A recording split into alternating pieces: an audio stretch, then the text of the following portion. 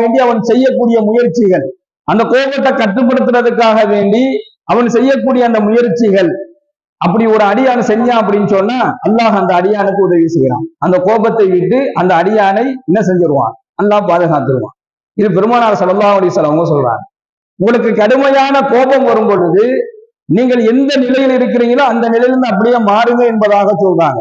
உதாரணத்திற்கு பெருமானார் ஸல்லல்லாஹு அலைஹி வஸல்லம் அவர்கள் சொல்லி தருகின்றார்கள், நீங்கள் நின்ற நிலையிலே உங்களுக்கு கோபம் வரும் பொழுது நீங்கள் அமர்ந்து கொள்ளுங்கள் என்பதாக குறிப்பிடுவார்கள்.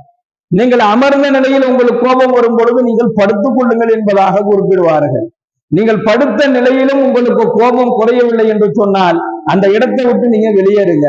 இல்லைன்னு சொன்னா கோபம் அதிகமாக வரும் பொழுது நீங்கள் என்ன செய்யுங்க, தண்ணீர் அருந்துங்க. இதெல்லாம் கோபத்தை குறைப்பதற்காக வேண்டி நாயகம் ஸல்லல்லாஹு அலைஹி வஸல்லம் அன்னவர்கள் சொல்லி தந்த வழிமுறைகளாக நாம் ஹதீஸ்களில பார்க்கிறோம். கண்ணியமிக்க சகோதரர்களே, இது கோபம் வரும் பொழுது நாம் பொறுமையை மேற்கொள்ள வேண்டியது. அதே போன்று சில நேரங்களில் கடுமையான நெருக்கடிகளும் சுமைகளும் ஏற்படும் பொழுதும் என்ன செஞ்சிடக்கூடாது, பொறுமையை இழந்தவர்களாக மனிதன் மாறக்கூடாது. அது அல்லாஹ் குர்ஆன்ல சொல்லலாம். உங்களுக்கு கடுமையான நெருக்கடிகள் சோதனைகள் எல்லாம் உங்களுக்கு வரும். உங்களுடைய பொருளாதாரங்களை கொண்டு அல்லாஹ் சோதிப்பேன் என்பதாக சொல்றான்.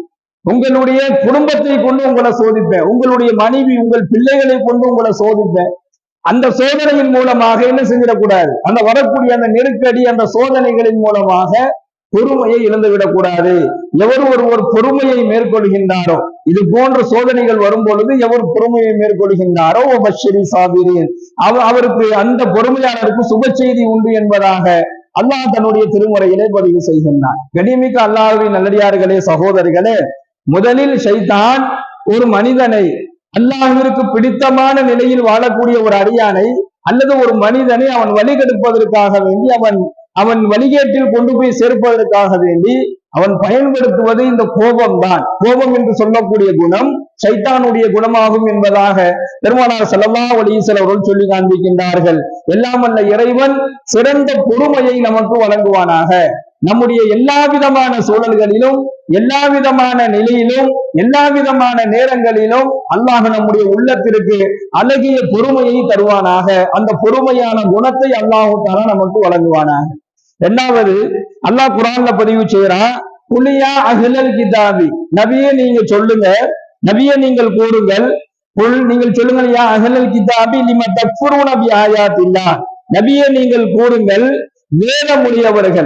வேதமுடையவர்கள் நீங்கள் செய்வதை, வேதமுடையவர்கள்ட்ட நீங்க சொல்லுங்க, நீங்கள் செய்வதை அல்லாஹ்